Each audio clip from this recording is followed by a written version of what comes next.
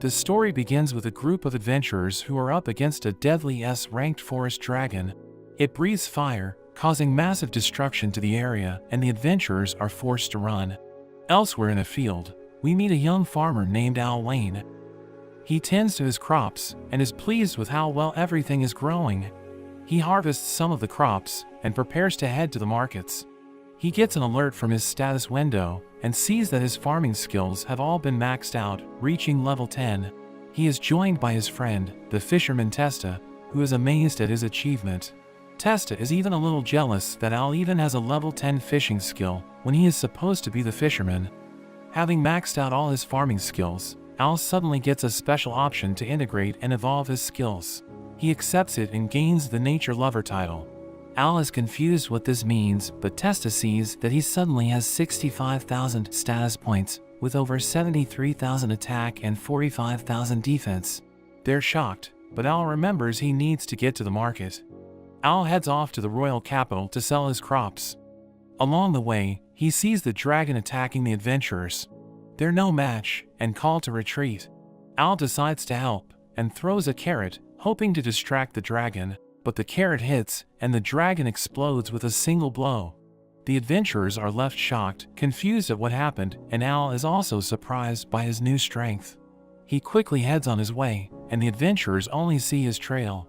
Al makes it to the royal capital Maghese, but while he is at the gate, there's a girl that's being kidnapped. The hooded man comes charging through, but Al jumps forward and saves the girl. The hooded man attacks Al with a knife, but Al easily disarms and defeats him. The man is arrested and the girl thanks him for saving her. They hear a bell, and Al quickly rushes off, not wanting to be late. The girl asks for his name, but Al just quickly speeds off. He makes it to the market and delivers his crops. As he goes to leave the city, he gets stopped by the guards. Al thinks he might be in trouble, but the girl he saved appears and introduces herself as Phallus, the princess of the capital. Al becomes nervous talking to the princess, but she orders him to just treat her casually. She asks if he would be willing to serve the royal family. He says hell no, but only in his mind. Instead, he carefully tries to decline, saying he can't handle the responsibility. He tries to leave, but Phallus catches him. She tells him that they would pay him well, but Al says he is only interested in being a farmer. Hearing this, Phallus offers to give him a huge field near the capital, that's over 33,000 square meters. Al asks why she is willing to go so far just to recruit him. She tells him it's because he was able to so easily defeat the hooded man, who had a strength of over 500. Al asks what the average strength is, and Phallus explains that the average person has a strength around 50, adventurers are around 130, knights are up to 600, and the legendary hero has 1,000. Phallus asks to see his status, but Al knows he can't show her. The adventurers return and report that the forest dragon was defeated. However, they don't know who did it, only that there was a carriage. Hearing the report, Phallus suspects it was Al, but while they were distracted, Al quickly makes a break for it. Despite this, Phallus remains determined to recruit him. Suddenly a guard tells Phallus she is being called to return to the palace. There is a report that a large swarm of monsters are approaching the capital. All kinds of monsters like orcs, dragons, and golems. They're coming from the Hell Zone, which shocks the king. Because the leader of the Hell Zone, the Demon King, was killed by the hero, and they made a peace pact with the demons. We meet Officer Cecil. He suggests that not all demons are happy with the peace pact, especially the first general of the Demon King, Romeo Van Dead. He suspects that they found out that the hero passed away and now wants revenge for the death of the Demon King. He advises that the king leave the capital for his own safety. The king doesn't want to abandon his people, but all his soldiers beg him to survive. Al finally makes it back home, accidentally destroying his door with his new strength. He is exhausted from his day, and Testa suddenly comes knocking on his door. Testa tells him they need to evacuate because an army of monsters is nearby. Al suddenly thinks of his crops and rushes to his field. He is relieved to see his crops are okay. The army of monsters passes by, and Al realizes they are heading straight for the capital. He doesn't want to get involved because he is just a farmer, but then realizes that if the capital falls, he will have nowhere to sell his crops. Meanwhile, the king and princess have escaped from the capital, but they come to a dead end. The king is suddenly attacked with a blast of energy. Cecil transforms, and reveals he is actually the demon General Romeo.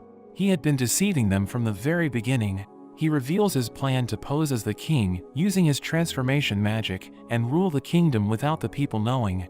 But first he must kill the king. He attacks with his dark magic, but the king creates a barrier.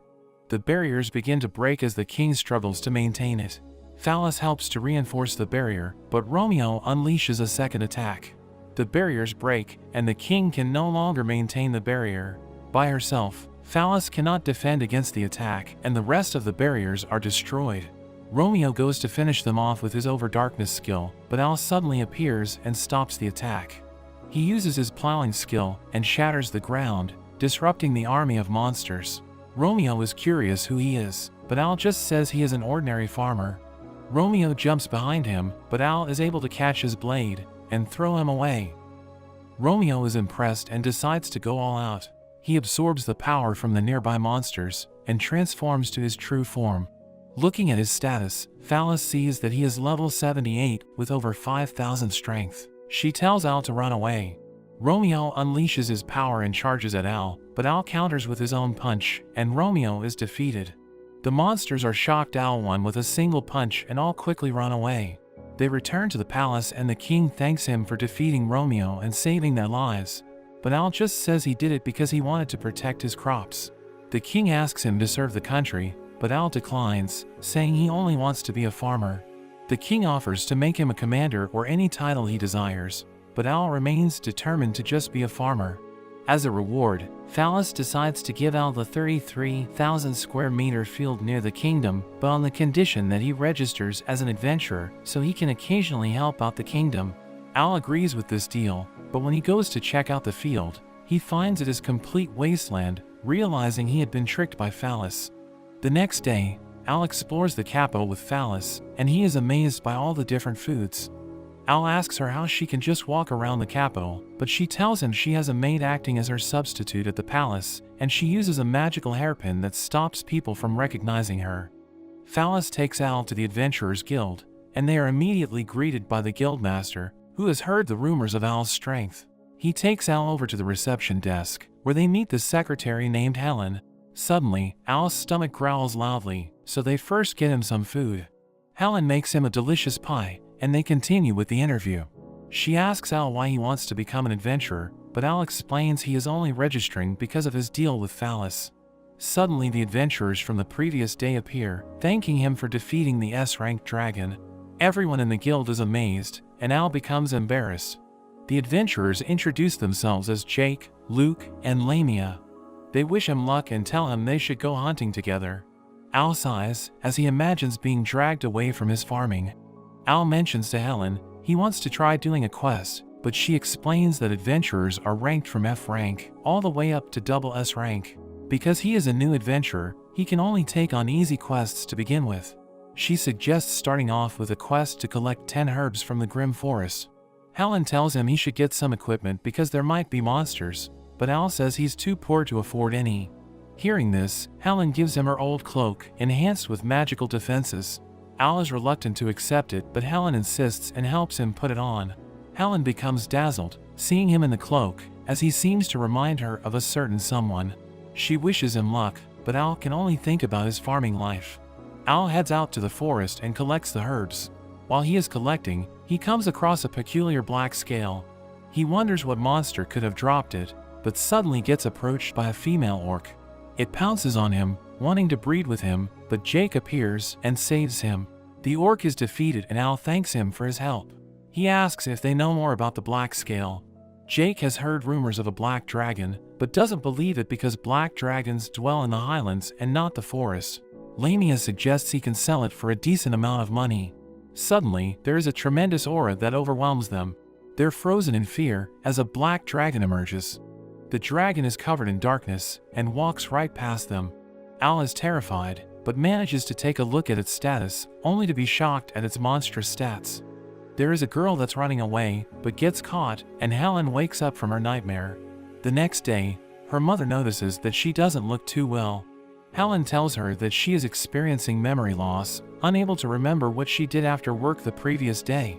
Her mother suggests that she is overworking and should have some time off. Al returns to the guild and has an urgent report.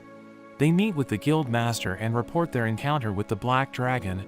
According to Al, it has a strength of over 230,000. Judging by its appearance, they suspect it to be the evil dragon Ouroboros. They are shocked to hear this, especially Helen. Al shows them the scale he found, and Helen is horrified seeing it. She has a memory of her brother running away and being killed by the dragon. It's too much for her, and she faints. Al waits, worried about Helen, but her mother tells him that she is going to be okay.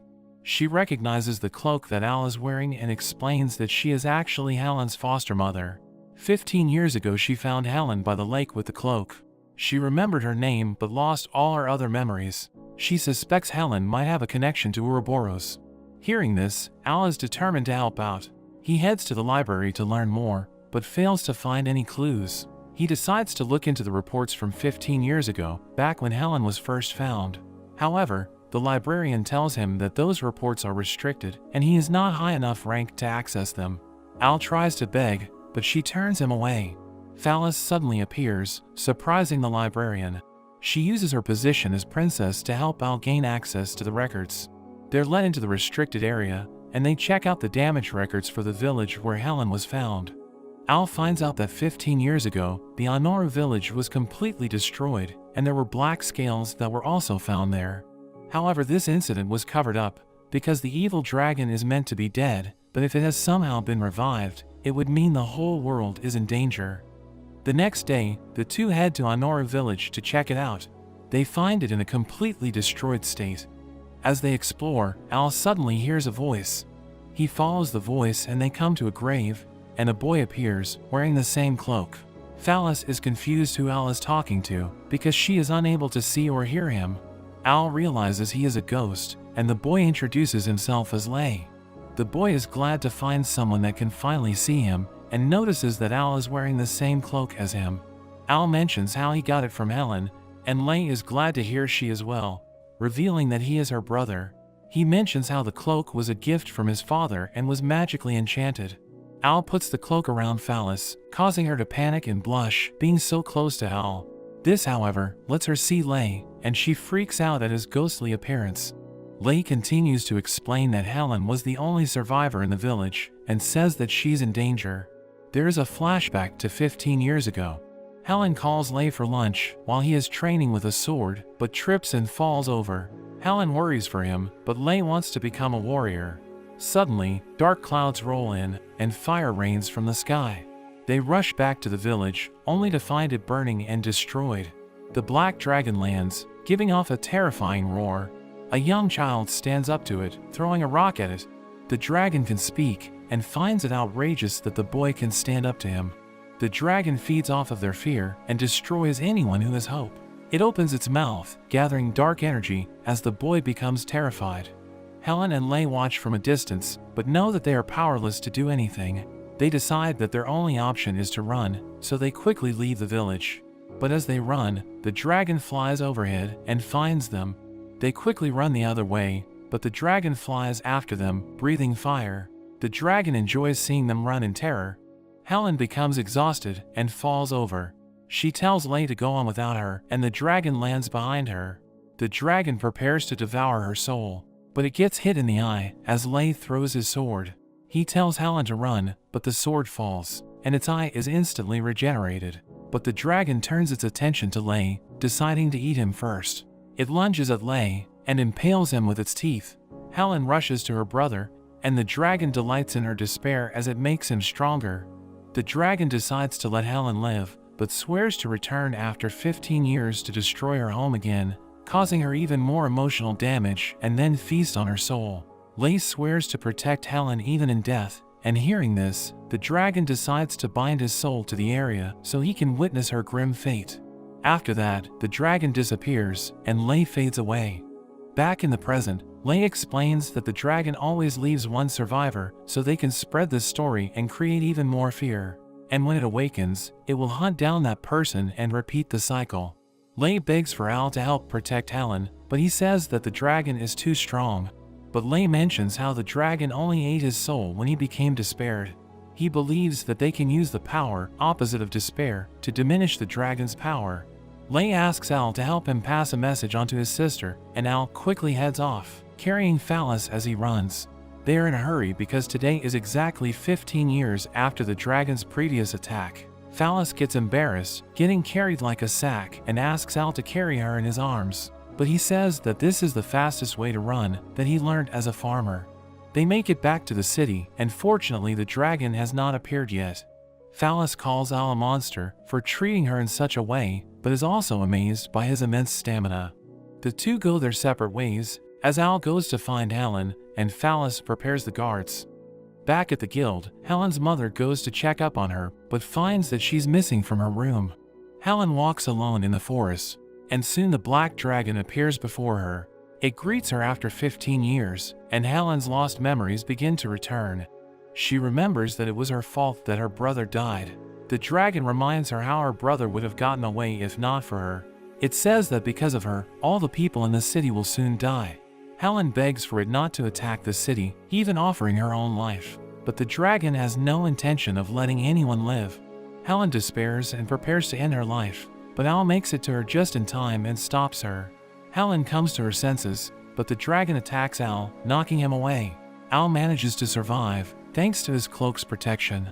The dragon is shocked a human could survive his attack, but Al says he's not just a human, he's a farmer. Helen tells him to run away, but Al charges at the dragon, punching it in its face. Al tells Helen not to worry, and the dragon is surprised a human was able to hurt him. The dragon wants to see Al fall into despair, and the two begin to fight. The dragon charges at him, attacking with its claw, and Al struggles to defend himself. Al lands another punch, but the dragon unleashes its devastating flame onto him.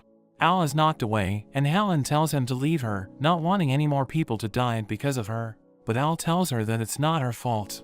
He tells her how he met her brother. Her brother knew she would blame herself when she regained her memories, so he told Al to tell her that he doesn't blame her for his death. He's proud that he protected his sister, and tells her to live happily for the both of them. Al gives her hope, and the dragon's power begins to diminish. The dragon curses at Al and dives at them, but Al is able to overcome the weakened dragon, defeating it with a punch. Al is finally able to relax, but just as he defeated the dragon, he suddenly gets stabbed by Helen. Al is confused and tries to grab a potion, but struggles and drops it. Helen attacks him again, and Al barely dodges. Al tries to ask her what's going on, but Helen charges to finish him off. But suddenly a wing gets in the way. The holy dragon, Mirage, appears and reveals that Helen is being possessed by the evil dragon. The holy dragon heals Al and lends him his powers, but ends up collapsing as a result. He tells Al that he has given him the power to purify the black dragon and save Helen. The evil dragon laughs, thinking Al wouldn't risk hurting Helen's body, but Al instantly punches him. The dragon is shocked, and Al can see in Helen's eyes that she wants him to stop her. Helen seems to return to herself, but as Al helps her up, she grabs him, and the evil dragon's soul bursts out and dives into Al, trying to possess him. He declares his victory, but there is a problem. Inside Al's heart, there is only farming. He is shocked that there is nothing besides growing and harvesting crops. There is nothing he is able to corrupt, and he is rejected from Al's body. The holy dragon gets back up and uses his power to purify Helen. The evil dragon's soul is shattered, and the holy dragon thanks Al for his help. The beam of light fades, with Al and Helen left unconscious. When Al wakes up, he finds himself at the guild. Phallus hugs him, happy he is okay.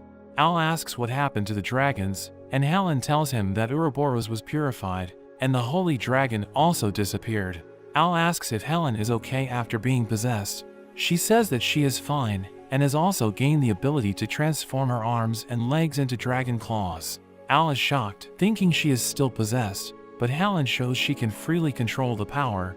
She plans to use this power for good and save people in the future. Helen suddenly asks about Phallus's relationship with Al, not recognizing her as the princess because of her magical hairpin. Al gets a bit worried, and Phallus says that they are childhood friends. The guildmaster bursts in, along with Jake and his friends. They are glad that Helen is okay, and amazed that Al defeated the evil dragon. They wonder how the palace will reward Al for defeating the dragon, and Phallus swears there will be a huge reward, almost accidentally revealing her identity. They have a party to celebrate Al's victory. Luke teases Al for not drinking with them, but Phallus can read his mind, knowing that Al is thinking about harvesting his potatoes in the morning, and tells him he should relax. Helen shows off her new power to everyone, and they enjoy their night. The next morning, Testa helps Al with his harvest. He is amazed that Al can manage 2 separate farms. Suddenly Rix the mailman comes running by and delivers a letter to Al. It's a letter from his father, telling him they haven't seen him in a while and should visit them. Al is conflicted because he is busy with too many quests from the guild. Back in the capital, Al walks by a tomato stand. He is amazed by its shape and color. When he takes a bite, he is shocked, finding it to be delicious. He demands to know who produced it and learns that they are from a farm from a town called Lalugas. The shopkeeper tells him their secret is that they use a special fertilizer. Al dashes off, arriving at the guild. He tells Helen he needs to take time off from the guild, which causes her to panic. But Al says he needs to go to Lalugas to visit his family and check out those tomatoes. He asks if some other adventurers could cover for his quests, and Helen tells him that she can cover for him, revealing that she has also become an adventurer thanks to her powers. Outside the guild, he runs into Phallus. She wants to accompany Al on a quest, but he tells her about his plan to visit his parents. She gets excited and decides to tag along, wanting to meet and thank his parents. Al fails to deter her and just quickly runs away. Al walks through the jungle, getting excited as he thinks about the tomatoes. Suddenly an orc appears, but it appears to be friendly. Al remembers that male orcs are friendly toward guys, but it turns out it wants to bone. Al runs for it, but gets caught, and the orc tries to have its way with him. But the orc is defeated, and Al meets a young girl with blue hair. Al is traumatized from the encounter, and explains this is the second time he's been attacked by an orc. The girl tells him that the forest is dangerous, but Al tells her he is also an adventurer. The girl introduces herself as Ruri, and they find out they are both heading to Lalugas. They decide to travel together, but Al worries if it is okay for her to travel with a man, since they will need to spend a night in the wild together. Ruri jokes about cutting off his head if he tries anything, but says she is not worried because she isn't cute. But Al says that she is cute, and she is flattered.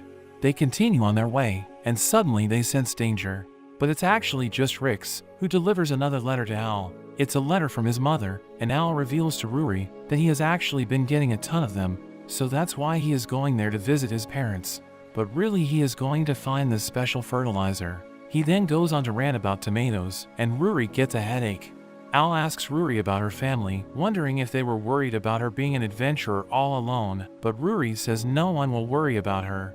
Ruri changes the subject and decides they should set up camp. She pulls a tent out of her bag, and Al is amazed she can fit so much into such a small bag. Al wants to know more about the bag, and Ruri tells him it is an heirloom left by her ancestor. Al wonders who her ancestor is, but suddenly his stomach growls and they stop to make some food. Al is amazed by Ruri's cooking and praises her for her use of ingredients. He then asks her why she is headed to Lalugas. She reveals she is going for training. She has heard rumors of demons appearing, so she is going to investigate. Al wonders why she is doing something so dangerous, and she reveals she is actually the descendant of the great hero that killed the Demon King. Al is amazed to learn this, but is still worried for her because she is a girl doing this all alone. Ruri freezes up and is surprised someone is actually worried for her and thanks him for caring. They decide to get some rest, and Al chooses to sleep outside on the floor. Ruri tells him to share her tent, saying she trusts him, but Al thinks it's inappropriate. Ruri mentions there might be more orcs, and Al quickly changes his mind. Al is surprised that Ruri has 2 sets of sheets. She tells him that it's her dream to have a friend chat with her until they fall asleep. Al decides to help fulfill her dream, but she ends up falling asleep right away. In her sleep, Ruri attacks Al, and he has a troubling night. In the morning, they reach Lalugas, and Ruri wonders how Al became injured. Al plays it off, and they enter the town. They say their farewells, but Ruri tells him that she enjoyed traveling with him and wants to join him again. Al tells her to be his escort for when he goes back to the capital, and she happily agrees. She draws him a map and tells him to find her when he is ready to go back. Ruri asks around about the demons, but nobody has heard anything. Suddenly she hears a scream, and there's a girl that claims her sister was abducted by a demon. She tells Ruri that her sister was taken into the Phantom's forest, and Ruri quickly goes to look for her, but there's a man that watches from a distance. Meanwhile, Al goes to visit his parents. As he goes to ring the bell, the door bursts open, and he gets tackled by his mother. She is overjoyed to see him and ends up choking him with her hugs. Al struggles to breathe, but his mother doesn't let him go. His father appears and punches him in the face, thinking he is doing something to his wife, but then realizes it was just his son. His wife gets mad, dragging him back into the house and punishes him. They have dinner, and Al is fed delicious food by his mother, while his father continues to be punished. Al compares the food with Rory's cooking, and his mother suddenly becomes interested to know if she is his girlfriend. His father tells him he should get married and have babies, but his wife breaks his back, saying Al is too young for that. Al explains that Rory was someone he just met, and his mother apologizes for jumping to conclusions. Later, Al's father asks him about his business, and Al tells him he is there for the fertilizer. His father points out on his map where he can find it, but then asks Al about the marked location. Al tells him it's the hotel where Rory is staying, but his father doesn't remember there being a hotel at that spot. Al then goes on to ask his father about the demons, but he hasn't heard anything about that. His father tells him it's time for bed, and Al quickly steals his father's bed, saying that he can't go back to his own room because his mother is waiting there. The next day, Al picks up the fertilizer and decides to go visit Rory, but Al suddenly hears screaming and he runs into the crowd. The man says he was attacked by a demon, but says he got away thanks to a girl with blue hair. Al asks for the location and quickly runs off to find Rory. The man gets back up, and with a snap of his finger, the crowd and hotel are revealed to be an illusion. Al runs through the forest looking for Rory, but finds the girl Rory had met before getting attacked by a demon. Al easily destroys the demon, and as the girl thanks him, she also turns into a demon and attacks him. But Rory suddenly appears and saves him. She tells him that the forest is filled with these demons, but that's when the man from earlier appears, introducing himself as Loki, and revealing himself to be a demon. He is amused at how Rory was so easily tricked, when no one in the town has seen any demons, calling her unworthy of being the hero. Rory wonders why Al was dragged into this when he should just be after her. But Loki says Al is actually more important than her, because he single-handedly defeated the demon General Romeo and the evil dragon. Al realizes he is one of the demon's allies, but Loki says they weren't even on his level. Rory charges at him, but he easily dodges and counterattacks. Al rushes to Rory and uses his healing magic on her. Loki is surprised by this ability and regrets not dealing with Al first. Rory apologizes to Al and says that she is no match for him, but Al tells her not to worry because he is Farmer. He rushes at Loki but gets thrown away. Al continues his attack but gets slammed into the ground. There is a massive crater and Al barely holds on, but he jumps back up and manages to land a punch on Loki. Loki retaliates with a punch of his own infused with dark energy, which blows Al away. As Al falls, his package is cracked open. Loki's wounds begin to heal, and he can see how the other demons were no match for Al. Al also casts healing on himself and gets back up. Loki is ready to end things, but Al asks why he is targeting him. Loki explains that he is going after everyone who could pose a threat to his future plans. Besides Al and Rory, he is also going after Helen next, because she inherited the evil dragon's powers. Al is surprised to hear Helen is a target. Loki then goes on about Rory, who should have the Holy God's blessing as the next hero, but she hasn't been able to use any of the Holy God's power. He decides to put things to an end, and summons his worm demons. Al and Rory struggle against the worms, and Rory tells Al to make a run for it. But Al refuses, and fights back against the worms, saying he wants to be the best farmer, and that he wouldn't be able to live with himself if he just left her. They finish off the worms, but Loki launches another attack. Al shields Rory from the magic, and there is a huge explosion. When the smoke clears, they manage to survive, but appear badly wounded. More worms emerge, as Rory is knocked away, and Al gets pinned down. Loki tells him that once the worms bite down, they never let go. He then turns to Rory to finish her off, and she thinks back to her parents encouraging her, despite others saying she couldn't be a hero. She apologizes for failing to become a hero, as Loki launches his attack to finish her off. But suddenly, the worms turn white and shatter as Al gets free. He explains that this is thanks to the power of his fertilizer, which has a pesticide effect. With this, the worms are unable to regenerate. Although surprised, Loki isn't worried because Al is already so injured. But Al charges at him anyway, and he swears to protect Rory and Helen. Rory is confused about why Al is fighting so hard. She thinks back to her past, when everyone is telling her she was too weak to be the hero, and she gave up. But looking at Al's determination, she realizes that being a hero is not about being strong, but it's someone who never gives up trying to help, no matter what. While Al is fighting Loki, Ruri manages to stab him. Loki's wound instantly heals, but Ruri is determined to fight even if she can't win.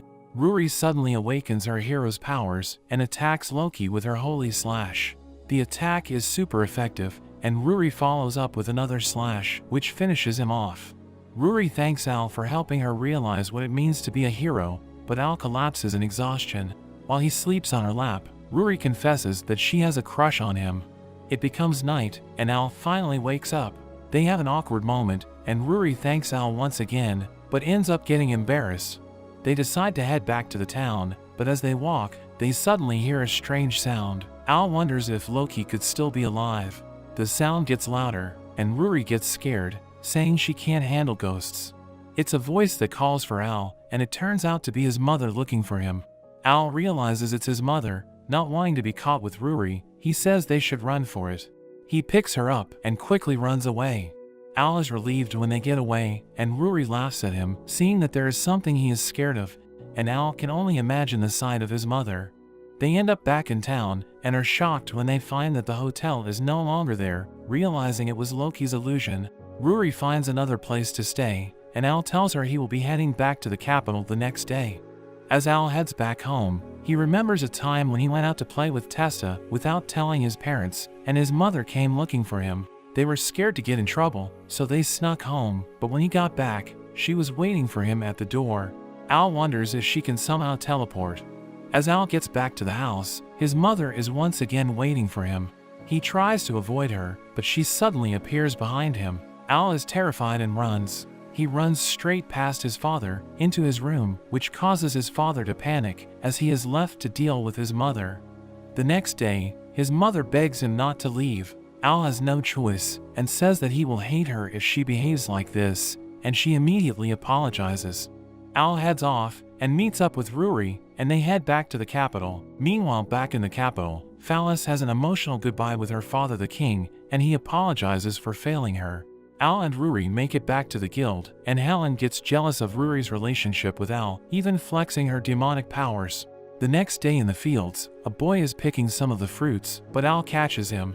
Ruri and Helen arrive to help out on the farm, but Al is losing it at the boy. The girls are surprised Al is so angry, but he is just annoyed that his fruit was picked before they were ready for harvest, and he yells at the boy.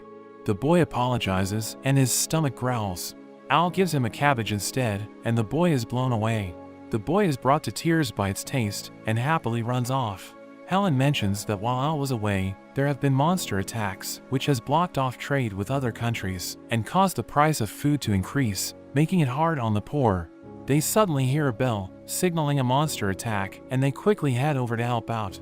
The city is being attacked by a huge swarm of monsters, while the guards and adventurers struggle to defend. Helen shows off her demonic transformation and fights with her new demonic powers. Al charges with his hoe and sends the monsters flying, but eventually, they begin to get overwhelmed by the seemingly endless number of monsters. Suddenly, knights from the kingdom of Antisburg arrive, threatening the monsters to leave, or else face the wrath of their holy sword, Levitine. The monsters all back away and retreat, while Al is surprised there is a sword that can repel monsters. Later that night, Al polishes his trusty hoe, and Phallus visits to say goodbye. Al is confused about what she means, and she tells him that she will not be returning. Their meeting is cut short, as her maid tells her it's time to go. She thanks him for everything, and Al is left feeling confused. A few days later, the monsters have stopped attacking, and things are back to normal. Al is visited by the young boy and his mother. The mother apologizes for her son, and tells Al that, if he ever needs a tailor, he can visit her in town. They end up buying more vegetables from Al, and as they leave, Al is suddenly surprised by Rick's appearance. Al gets another letter from his mother, and Rick also gives him a copy of the paper, which shocks him as he reads it. At the guild, Helen and Ruri are also looking at the paper. They learn that Phallus is getting married to the Prince of Antisburg. Helen wonders if it's a political marriage to get Antisburg to protect their country. Ruri finds it strange how the monsters retreated from the knights, because monsters aren't supposed to be able to understand human words. Al suddenly arrives, and tells them to read his letter. It's filled with his mother saying she loves him, and Al gets embarrassed and rips it up. He hands them another page, and the girls read his mother's report on the monster attacks.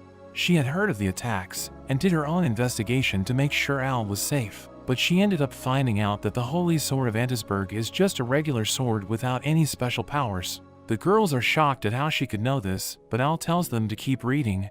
They learn his mother was able to figure this out because she used to be the commander of the shadow puppets. They are suddenly shocked to hear the shadow puppets, but Al is clueless of what that means. They tell him that the shadow puppets are the most elite group of spies, able to discover any secret. Al is shocked to hear this about his mother, and they continue to read on. It turns out the monsters were being summoned by a demon in Antisberg, but his beloved was taken, and he was forced to send the monsters to attack. They come to the conclusion that Antisberg sent the monsters to attack, so they could pose as protectors and demand the marriage of Princess Phallus. Al is determined to save the princess, but this actually surprises the girls, because Phallus had always used her disguise magic when they were together. Al quickly corrects himself, saying that as citizens, it is their duty to save the princess, and manages to win them over. Helen tells him it would be hard to get into Antisberg, but Al reveals he has recruited Rix as their guide. Meanwhile, in the kingdom of Antisberg, we meet the prince, Netalis, as he meets with various leaders who want his protection from the monster attacks. He says that there is only so much he can do with one holy sword, and they all try to offer him exceptional deals for his protection. Later, Netalis is overjoyed with how his plan is going, and orders the demon, Gazelle, to attack even more countries. However, Gazelle wants to stop the attacks, not wanting to see more of his comrades be sacrificed. But Netalis beats him, and reminds him that he has his girlfriend captured. Phallus suddenly comes in, and tells him he can't treat his servants like that. A guard comes in and reports that there is a delay on the carriage for their ceremony, and the prince loses it. But realizing that Phallus is watching, he tries to compose himself, and tells her he is looking forward to their ceremony. Phallus returns to her room, and wishes she could see Al again, but Netalis is outside, and wonders who she is thinking about. The next day, Al visits the tailor to pick up some outfits, and promises to bring them more vegetables. Al joins up with the others, and Rix tells them the plan. He tells them to pose as merchants for the ceremony, to get in and find the hostage, while he will gather monsters so they can expose Prince Netalis's holy sword as a fake. Helen is confused how he can gather monsters, and Rix reveals he is actually a demon. They're all shocked, and Rix explains he is also a member of the Shadow Puppets, and was taken in by Al's mother when he was young. He reveals that there are quite a number of demons that blend in with humans, and apparently the demon being threatened fell in love with a human girl but ended up in the hands of the prince. Al swears they will save everyone, and they commence their mission. They arrive at Antisberg, and successfully make it past the gates. Al is confident with their disguise, posing as farmers, but the girls are not very impressed. They go over their plan, which is to sneak into the castle and rescue Gazelle's sweetheart, and then take her to the church, so they can get Gazelle to confess that the Holy Sword's power is fake. As Al heads to the castle, he is instantly stopped by a guard. He says he is delivering vegetables to the castle, thinking his plan is foolproof. But the guard finds him suspicious, and they end up getting chased by all the guards. Helen tells Al to go on ahead, and throws him into the castle. Al happens to land exactly in the right room, and tells the girl to come with him so they can save Gazelle. The guards come running in, but Al uses his vegetables, and handles the guards. The girl is chained down and can't run, so Al ends up carrying her while he runs from the guards. Al ends up meeting up with the other two, but they have to quickly run, as they are getting chased by all the guards. They see the church, and the girls tell Al to save Phallus while they handle the guards. Inside the church, the ceremony is underway, and Phallus says, "I do." And as they go in for the kiss, Netalis is suddenly hit by the door as Al bursts in. Phallus is overjoyed to see him, but Netalis says that Al is a villain, here to capture the princess. Al then tells everyone that the prince is the villain, and his holy sword is a fake. Netalis asks if he has any proof, and even the king tells Al that he has seen the sword's power. But Al says he has proof, and a guard suddenly reports that the kingdom is under attack by monsters. We see Rix, as he summons the monsters to attack. The guests tell Netalis to use the sword, but as he calls for Gazelle, he sees him reunited with his beloved. Rix brings the prince the holy sword, but he hesitates to grab it. Al says it's a fake and throws it at a monster, which destroys it with a single bite. Gazelle then reveals the truth to everyone. He controls the monsters with a demon flute, and says he was blackmailed by the prince to send monsters to attack the other countries. The king asks Netalus for the truth, but he just laughs and says they realized too late, and he has already sent a huge swarm of monsters to attack the capital. Gazelle is confused because he never made such a command, but Netalus says you can lure monsters in by just spreading monster carcasses.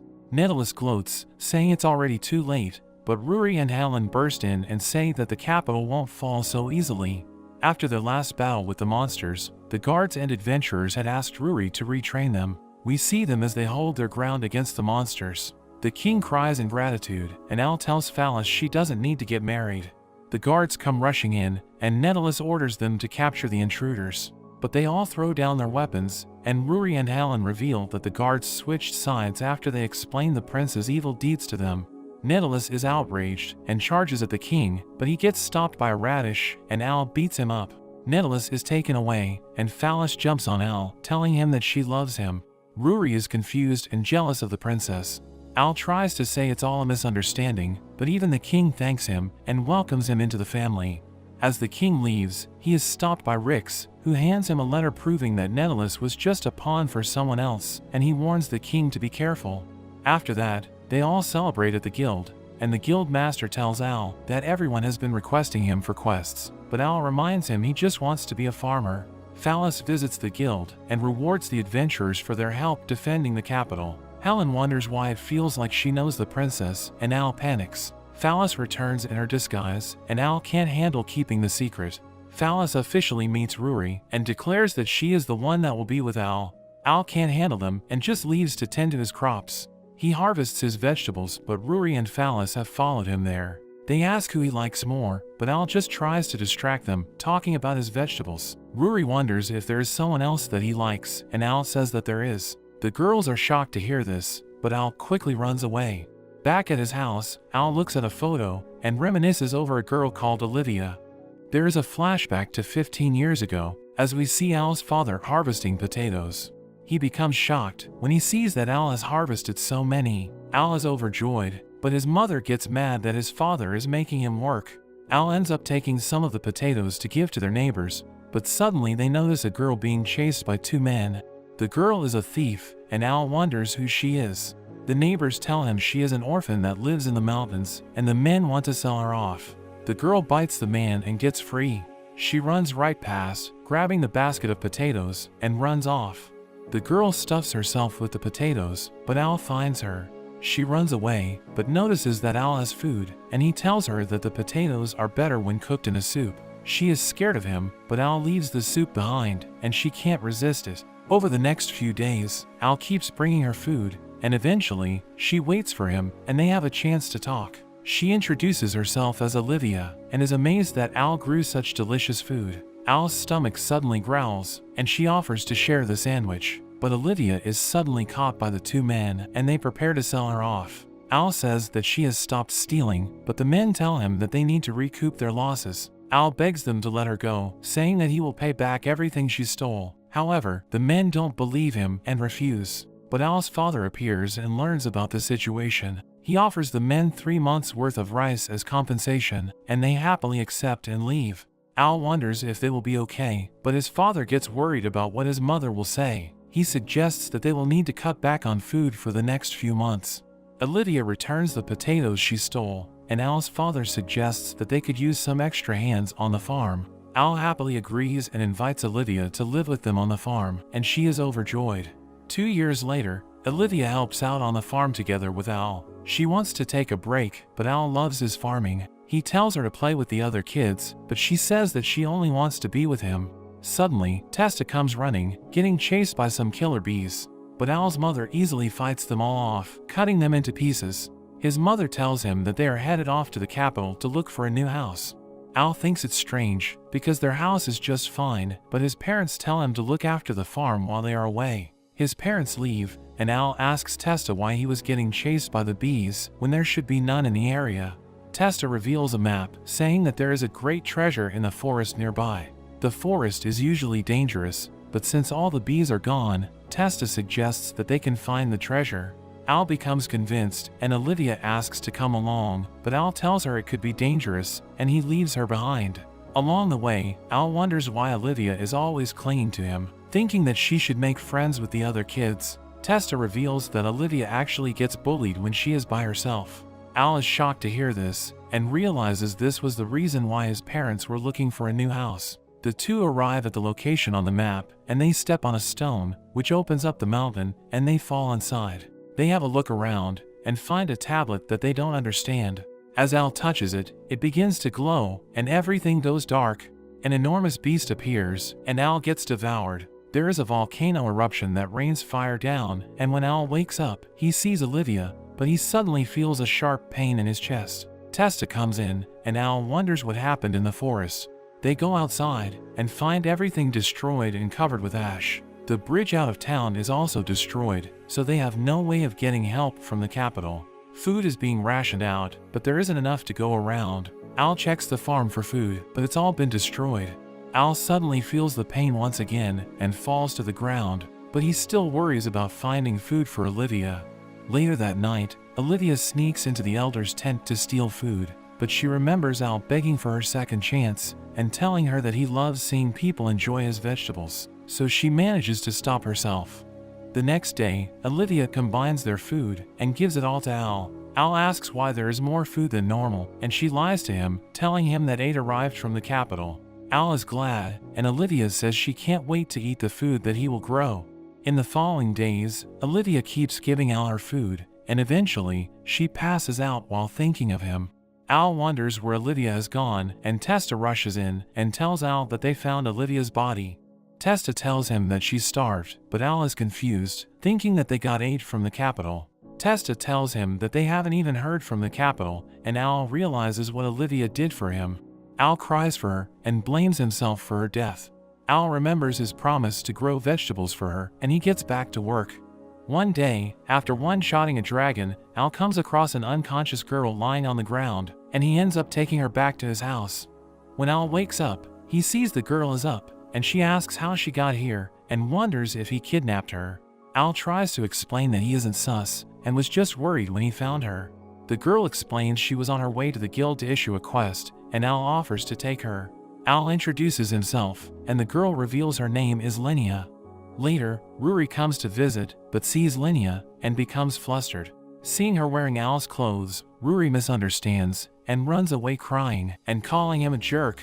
They end up at the guild, where Helen listens to Linnea's request. She says there is something strange going on in her town, but finds it hard to explain. Helen thinks the request is too vague, but Al ends up accepting the quest.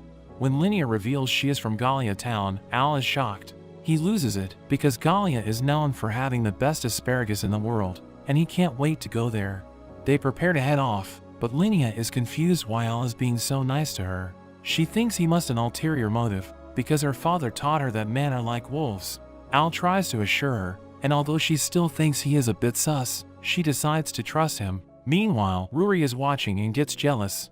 They get a ride to Gallia, but along the way, an orc chases after them. Al freaks out, but the driver isn't too worried. But when he looks back, there is a whole horde chasing them, and Al has emotional damage from his past encounters. When Al wakes up, he notices he is wearing a pendant. Linnea tells him it's a pendant that helps with soothing the nerves. They make it to the town, and when they pass through, Al finds it strange that the guards are holding mops. In the market, Al sees a stall and quickly orders an asparagus skewer. As it gets cooked, Al tries to ask if the man has noticed anything strange going on. The man says everything is fine and gives Al his food, but it's completely burnt. Al is confused, but then realizes that the man is acting strange. A cart suddenly tips over, and when Al checks on the man, he is also acting strange. Al suddenly gets picked up and carried away. Later, Al visits Linnea's house. Her family runs a pendant shop, and she thinks it's thanks to the pendants that she is not acting strange like the rest of the townspeople. Al asks where her parents are, but she tells him that they went missing when the anomaly began. The townspeople are all acting crazy and can't communicate normally.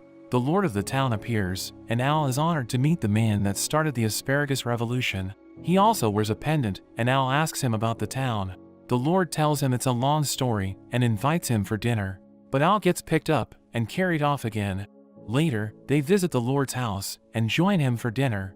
Al asks about the town, but the lord suddenly has his guards surround Al. In an instant, Al is able to defeat all the guards. He charges at the lord, but Linnea gets in the way. The Lord reveals that Linnea is working for him, and we see he is possessed by a demon. The demon reveals that he put his power into a crystal and put it into the goddess statue in town so he can control everyone. He plans to do the same to the capital. After he heard about Al defeating the demon general and the evil dragon, he planned to put a crystal into Al's body and control the capital. Linnea reveals she had no choice because her parents were taken hostage. As the demon prepares to put the crystal into Al, he throws a flashbang, which doesn't seem to do anything, but there is an explosion and the goddess statue is destroyed. The demon is confused what happened, and Al explains the flashbang was just a signal to his friends.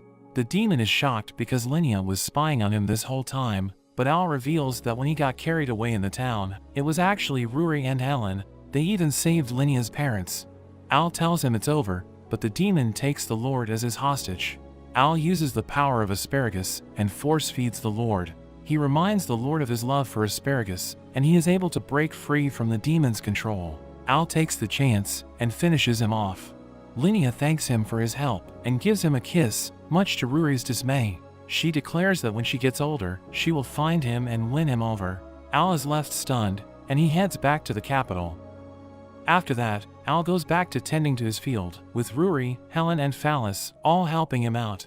Phallus notices the pendants that Helen and Rory both got, and gets jealous. She wants to confess to Al again, but Rory reminds her they want to give Al some space.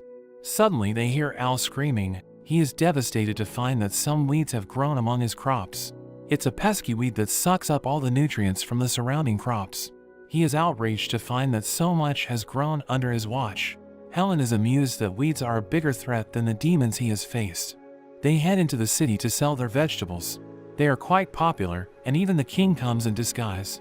The king wonders when Al will take Phallus as his wife, but Al avoids the topic. The king tells him he will give him even more farmland and newly developed farming tools. Al imagines the tools and can't help but be enticed. Rory tries to stop him, and Phallus throws a potato at her, but it ends up knocking Al out. Al sees an angelic figure trying to talk to him, but he soon wakes up. They sell all the vegetables, and Al gets an evil look as he thinks about destroying the weeds. He runs into Rix and shows off the herbicide he is going to destroy the weeds with. They suddenly see some men capturing a girl to sell off. Al approaches them and easily knocks the two men out. The third guy runs away, and the girl is revealed to be a demon. The girl is scared, but Rix recognizes her as Yuria and shows her he is also a demon. Rix reveals that Yuria is the daughter of the demon lord. Yuria begs for their help to save the demons and reveals that her attendant, Volfi, suddenly told her that she wasn't safe. He then opened a portal and sent her away. She wants to go back and save the demons, but Rix says that the demon territory is on the other side of the ocean and it would take at least 3 days on a boat. Al takes on the job and hands his pesticide to Rix so he can look after his crops. Al tells them that he has a faster way to get there, and he ends up carrying Yuria as he runs across the water. Yuria freaks out and tells him to stop, but Al says they will sink if he stops. They end up making it to the demon territory, and Yuria is thankful they got there so quickly. Volfi suddenly appears and starts attacking them. Al manages to stop the attack, but Volfi continues to attack with his magic and even shoots at Yuria. Al manages to get behind him and knocks him out. Yuria is confused why he was attacking her. Volfi gets back up and charges up another attack, but suddenly, Al's mother appears and knocks him out. She reveals that she heard from Rix and came to make sure he was okay. They head off together and arrive at the demon lord's castle. They find that all the guards are dead, and Al wonders what happened. His mother thinks that they were controlled to fight each other, just like how Volfi appeared to be controlled. Yuria rushes into the throne room and finds her father lying on the ground. Al finds a guard that's still alive, and he reveals that there was a girl. He suddenly warns Yuria as Al's mother tries to attack her, but is stopped by Al. Al can tell that she isn't his mother, because his real mother would have hugged him so hard his bones would shatter the moment she saw him. She is amazed he could see through her perfect disguise. She returns to her true form, and it's revealed that she is actually Olivia. Al is shocked how she is still alive, thinking back to when he witnessed her death, and Olivia reveals that she is alive thanks to the power of the evil god. She shows off her power, attacking Yuria, but Al dives and manages to save her. There is a huge slash and explosion, and when the dust clears, the the whole mountain has been blown away. Olivia is surprised that Al managed to dodge her attack and says it must be because he also has the evil god's power in his body. Al is confused what she means, and Olivia explains that his nature lover skill that boosted all his stats is actually a skill from the evil god. Al doesn't believe it because he has never met the evil god, but Olivia tells him that he has. She promises to explain everything if Al decides to join her. She tells him that they can live together again, and she persuades him using her enchanting eyes. But Yuria calls to him, and he snaps out of it. Olivia gets annoyed at her for getting in the way, and grabs Yuria by her neck. Al tries to help her, but Olivia stops him. She tells him if he accepts the evil god's power, she can let her live. Yuria tells Al to run, and Olivia gets fed up with her and decides to finish her off. Al gets free, and before Olivia can attack, Al's pendant suddenly activates, and when Al opens his eyes, he finds that time is frozen. Al is confused what is going on, but the angelic figure appears before him once again. She introduces herself as the god of good. She tells him that thanks to his pendant as a catalyst, she was able to appear. She froze time with her power, but they don't have long. She tells him she can destroy the evil god's power within him and give him her own power, which will allow him to fight. She takes his hand and grants him her power. She turns back time, and before Olivia can attack Yuria, Al activates his new power. Olivia gets worried, but it just makes a bunch of sprouts pop up. Everyone is confused, and Olivia thinks it's a lame skill, but it grows rapidly, and Olivia gets caught by its vines. She is able to break free, and she summons a sword. She charges at Al, but he uses his power again, creating a wall of vines to protect himself. The vines grab onto her again, and despite cutting them down, they grow back and bind her. Volfi comes rushing in and attacks using his magic. He checks up on Yuria, and she is glad he is back to normal. Olivia seems unscathed from the attack and retaliates with her own magic. She dashes past Al and goes to finish him off, but Al begs her to stop. She says that she's become bored and says they will meet again soon when it's just the two of them. A dark energy surrounds her and she disappears. Volfi violently questions Al's relationship with Olivia, but the king reminds him that he just saved all of them. Al explains that she is his little sister, and he tries to explain her connection with the evil god, but the king doesn't have much information about the god and promises to contact him if he finds anything out. Yuria gets sad that Al is leaving, and she hugs him, but Volfi gets jealous of them and accuses Al of trying to seduce her. He gets back to the farm and finds Testa helping with his crops. He explains everything that happened and asks if he remembers the time they explored the ruin, but Testa only remembers him passing out and didn't see the beast that appeared. Al is disappointed to hear this, but they have a delicious tomato together. Al thanks him for helping out and tells him to visit the capo with him, but Testa says he is too busy with his fishing.